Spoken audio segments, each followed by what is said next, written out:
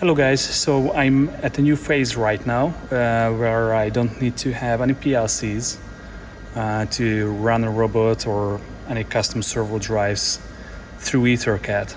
So this guy here is the new IO Builder server hardware. The first Ethernet port is connecting to the local network and the second is to the EtherCAT line. So this cable is connected to that robot directly to Univo drive. This is the power in, and this is a USB for that Midi controller. Okay, so the IO Builder server is running on this piece of hardware. So right now I have an empty project and I'm going to show you how we can configure a robot to run from different inputs. Okay, so first of all I need to browse for EtherCAT master. Okay, so this is EtherCAT master node. The next node what I'm going to put down is the node for the robot itself, so Stable CS8C, and I'm going to connect those. So EtherCAT node has master output and the Stable has an EtherCAT input. All right, so I'm going to activate the EtherCAT line. Clicking on activate,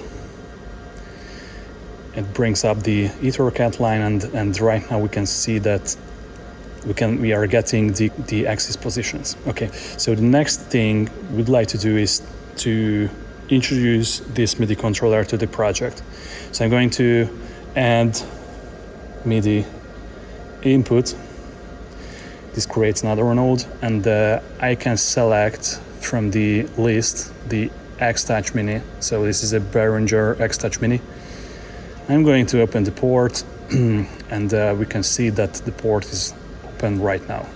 So we are listening to this MIDI controller with this node. Okay, so I'm going to put down a special node. It's called watch.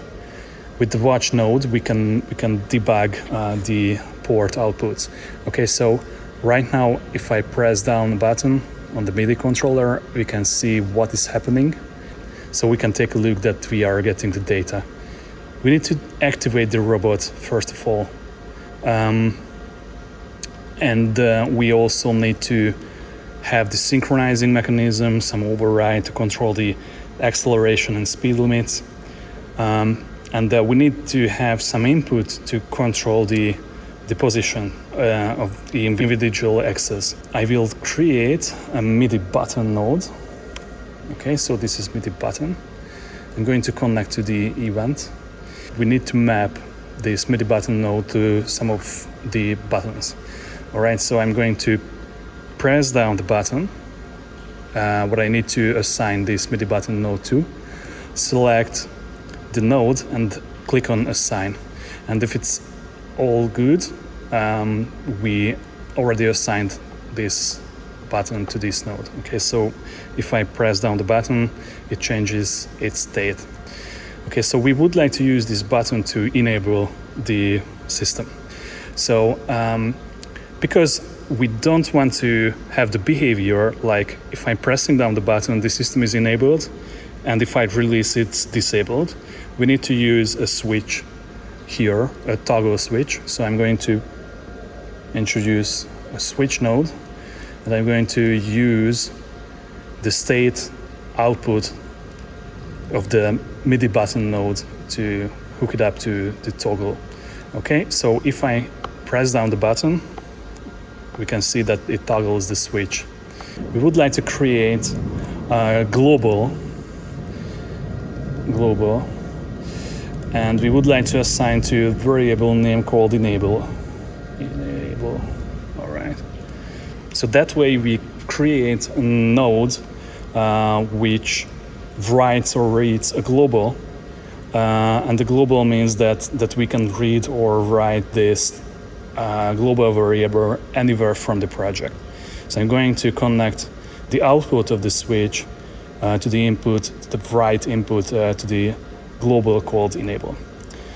Next thing is to create a MIDI button again. Okay, connect to the event output, press down the button, click on assign, You can check it that it's working. Okay, so create another global called sync set. We need to have another control here. So right now we would like to use the fader. So that time I'm going to create Midi fader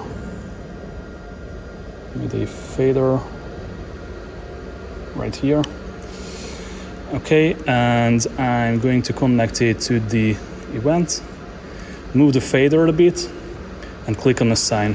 And now we mapped the fader to that output. As we can see, the output right now, what we are getting at the value output is the raw output from the Midi console. So we would like to use this fader for the override control to limit the acceleration and the speed. So we would like to have a percentage coming out from this fader. In order to do that, we have some options here at the properties editor, like value mapping, and we can see that the input is already calibrated to the minimum input of the fader is 0 and the maximum input is like 16K. Okay, so we would like to make this value going between 0 and 100. So I'm going to change the output maximum to 100, and I need to turn on value mapping here.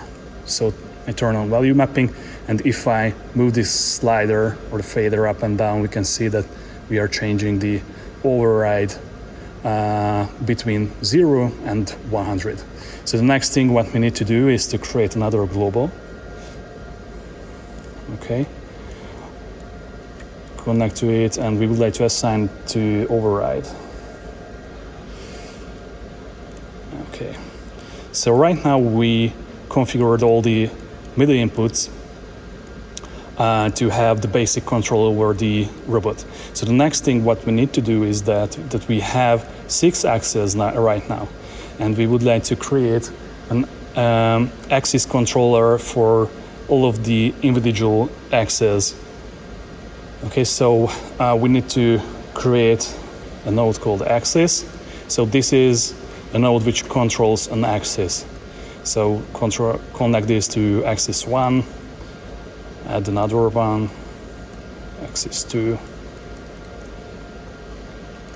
axis 3. The next thing what we need to do is to connect the enable, sync, and override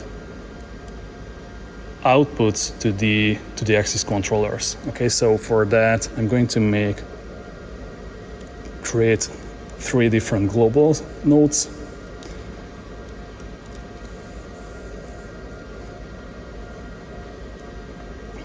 Okay, one of them will be enable, override, and sync. Okay, so the next thing what we need to do is to connect those to the corresponding inputs. So enable to enable.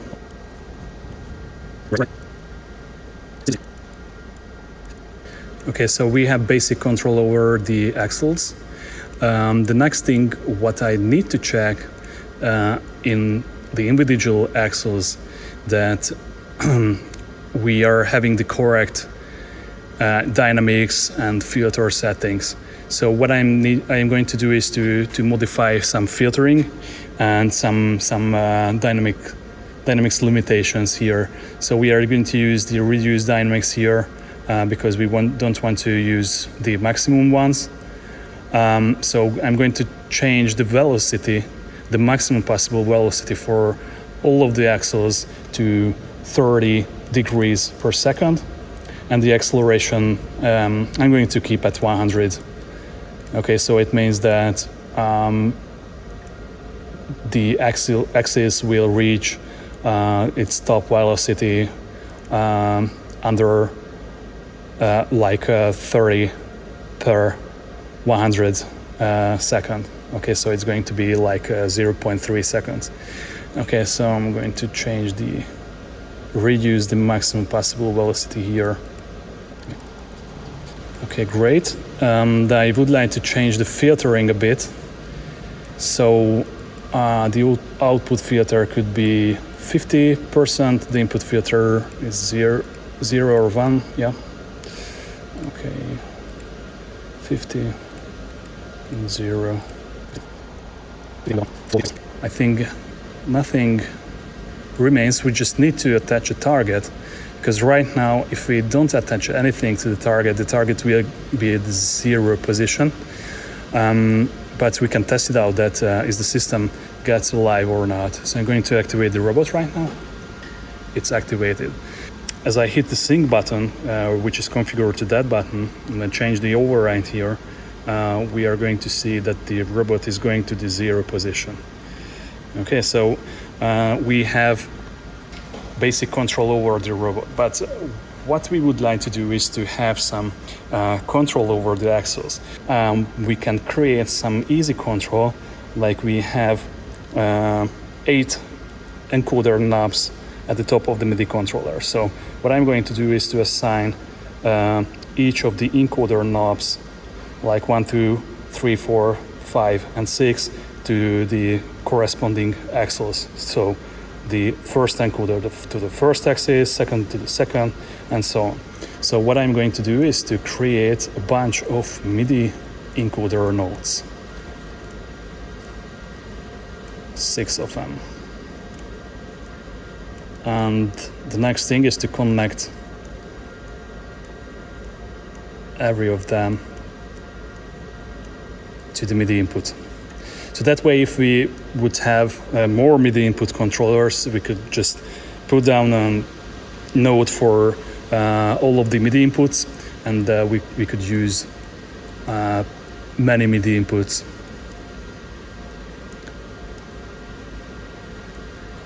Okay, so the next thing is to map all the encoders. Okay, so I'm going to select the first, turn the knob, click on assign, and we can see that the value is already changing. It's not just an encoder, but it's a press button. So if I press it down, I can use this button as resetting the input or the value.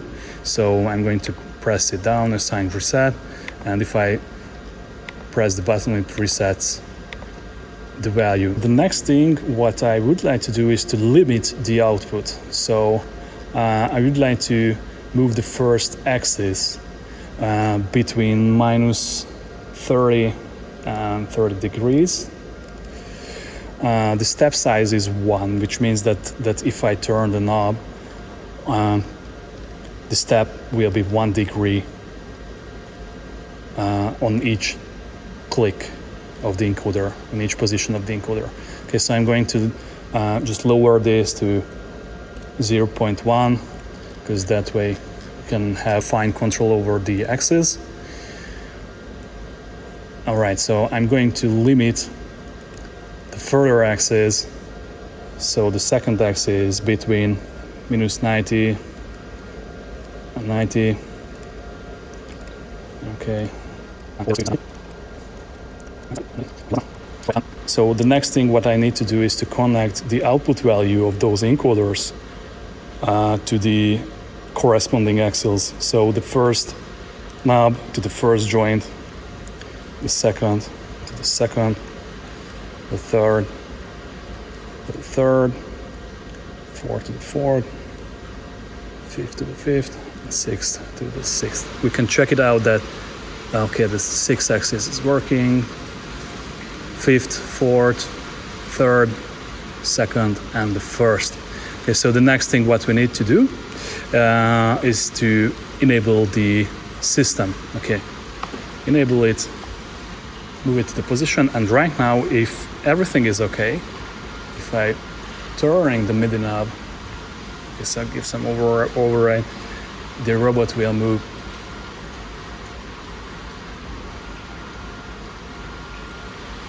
Okay, let's move the second axis. And the first. If we want to make it more responsive, we can set the output smoothing to like 10% for each of the axles. Okay, so enable it. And let's see what we got. Yes, it's much more responsive right now.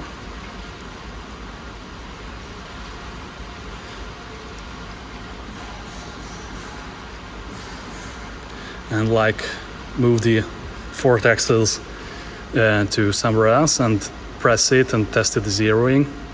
I think I missed to configure that, so I'm going to press down the button, assign reset. Okay, right now it's assigned, so hit the sync button, press the zeroing, and it goes back to 0.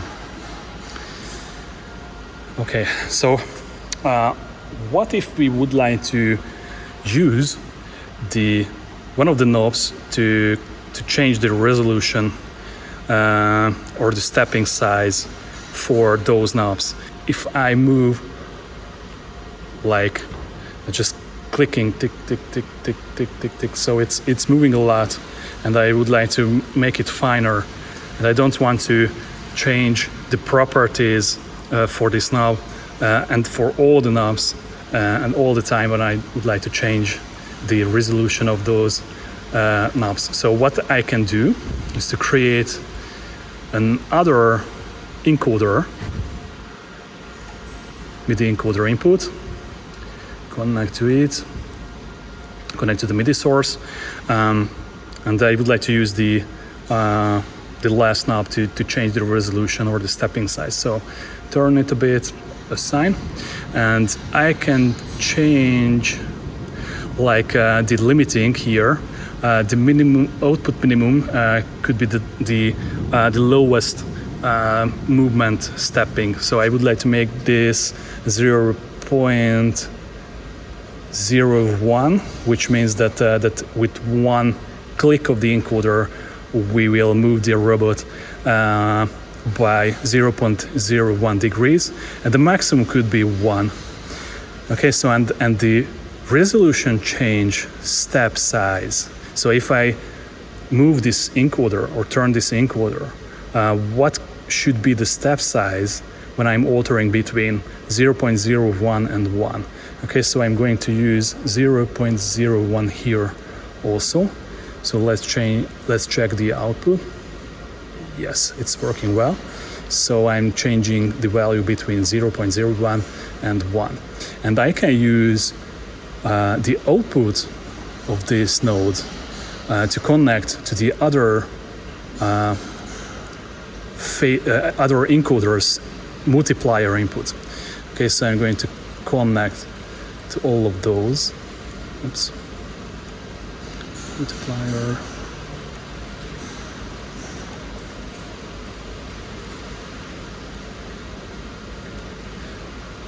Okay, so if everything is okay, now if I change the multiplier, like to the very lowest value, to 0.01, activate the robot, hit the synchronize button, and right now if I start to turn the knob, we can see that it goes very, very slow or very finely. Okay, but if I would like to make it much more fast, I can turn the knob,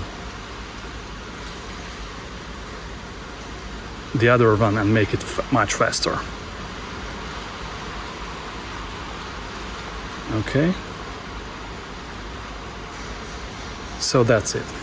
All right, so what if we would like to use the Cinema 4D for motion programming? Okay, so for that reason, we can just delete all those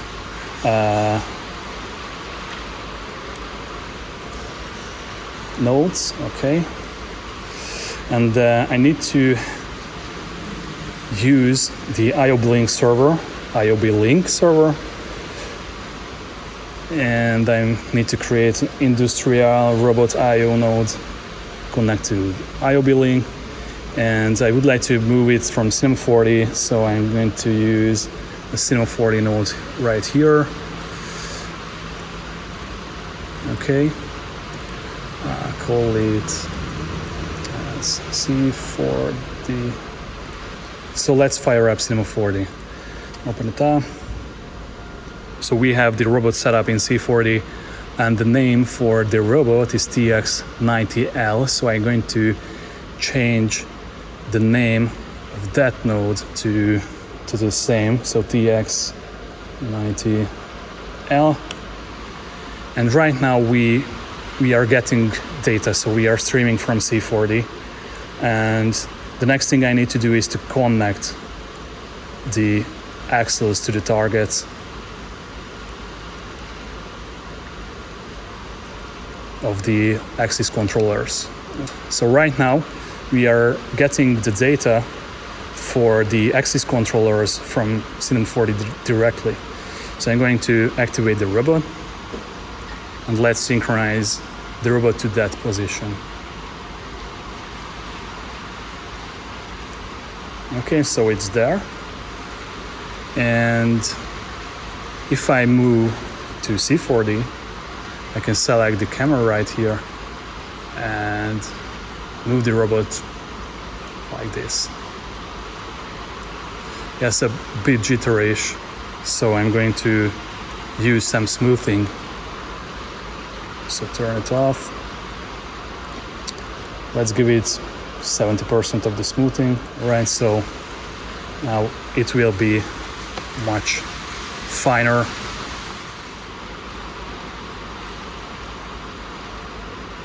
Choose the camera. Yeah, nice and smooth.